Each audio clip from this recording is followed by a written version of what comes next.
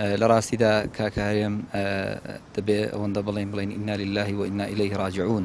ئێمە هەمومان مڵکی خۆین وەڵە بۆ لای خۆی پەروەردگاری دەگەڕینەوە. کاکارێم یەکێکە لە گەنجە دانسڕەکانی ڕێکخراوی قوتابیانی کوردستان و یەکێک بوو لە گەنجە خەمخۆرەکانی بواری پەروەردە لە وڵاتەکەماندا و ڕۆڵێکی زۆر باش و ئەکتیڤی هەبوو. بەڕاستی یەکێک بوو لەو گەنجانەی کە جێگای شانازیە بۆ دنیا و قیامەتی کاکەرێم بۆ خۆی و ئێمەش ئیفتیخاری پێ دەکەین کە گەنجێکی ئەوە ئێمە لە خزمەتیدا بووین و ئەم پیاوە لە ڕێی کارێکی خێر خی پەروەردگار ئەو پلەی بە نەسیب کردووە قەدەری بردەوە بۆ لای خۆی.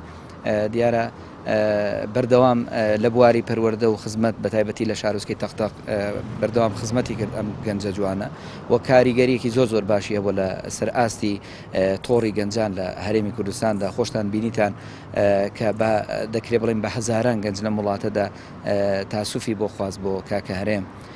بۆیە لێرەوە دەڵێن ئینشاڵڵا کاکارێم لەو جێومەکانێکی بەرزی هەیە پشت بەخوای پەروەردگار.